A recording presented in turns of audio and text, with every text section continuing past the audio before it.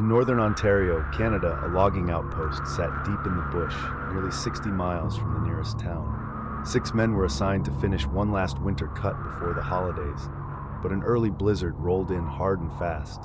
Roads vanished under snowdrifts. Radios crackled, then went dead. They were told to wait it out. Christmas Eve passed quietly. No decorations, no carols, just the stove popping and the wind scraping ice against the walls like fingernails. By Christmas night, the temperature had dropped so low the air inside the cabin felt brittle. Breath hung visibly even near the fire. That's when the knocking started. Tonight on the Nightroot Horror channel, we're jumping into one of the most disturbing Christmas horror encounters ever reported from Canada, the Christmas Wendigo Knock. If you're into true horror stories inspired by real events, make sure to like and subscribe.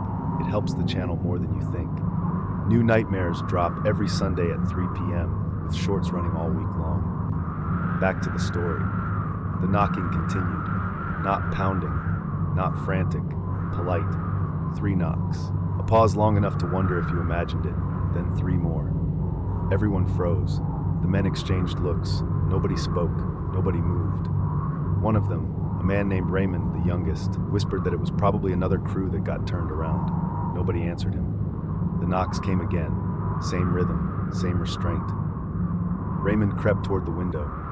Frost coated the glass, so thick he had to scrape a clear circle with his glove. What he saw made him pull back so fast he slammed into the wall. Outside, just beyond the glow of the porch light, stood a human-shaped figure. It was tall, too tall, and impossibly thin.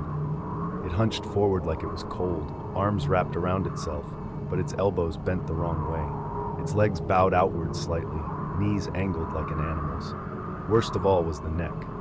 It leaned forward at an angle no human spine could manage, as if the thing was trying to remember how people stood. The others demanded to know what he saw.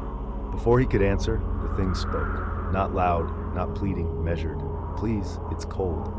The voice was wrong. It shifted mid-word, high, then low, like several voices trying to use the same mouth. Quick reminder, if true horror stories like this keep you watching, now's the time to subscribe.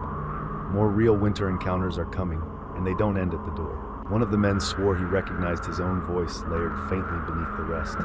No breath fogged the air outside. Someone whispered, "Don't open it." The thing knocked again. 3 knocks. Pause. Then 3 more. However, this time, it added something new. "You're warm in there." They backed away from the door. The stove sputtered. The lights flickered. The thing stayed there for over an hour. Sometimes it knocked. Sometimes it went silent. Sometimes it walked slowly around the cabin, its footsteps crunching unevenly in the snow. Too many steps, too close together. At one point, it laughed, soft, practiced, like it had heard laughter once and was copying the sound. Near dawn, the noises stopped. Nobody slept. When morning finally came, the wind had died down. The woods were unnaturally quiet.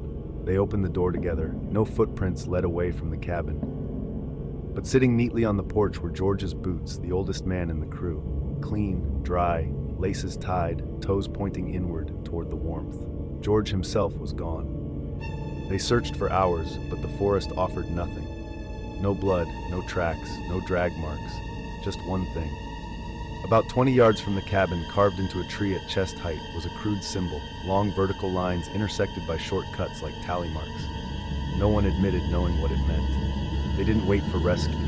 They soaked the cabin in fuel, struck a match, and watched it burn until the roof collapsed inward. As the fire died, one of them swore he heard knocking again. Not on wood this time, but from somewhere deeper in the trees. 3 knocks.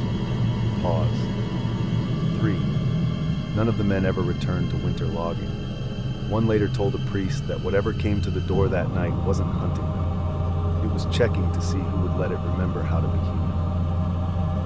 And ever since, old loggers in northern Ontario warn new crews of one rule they never break. If someone knocks politely on Christmas night, you don't answer, not even if it sounds cold.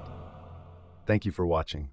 If stories like this stay with you after the screen goes dark, you're in the right place. Subscribe to Nightroot Horror and follow the playlist on your screen for more true urban horror encounters. I'll see you in the next nightmare.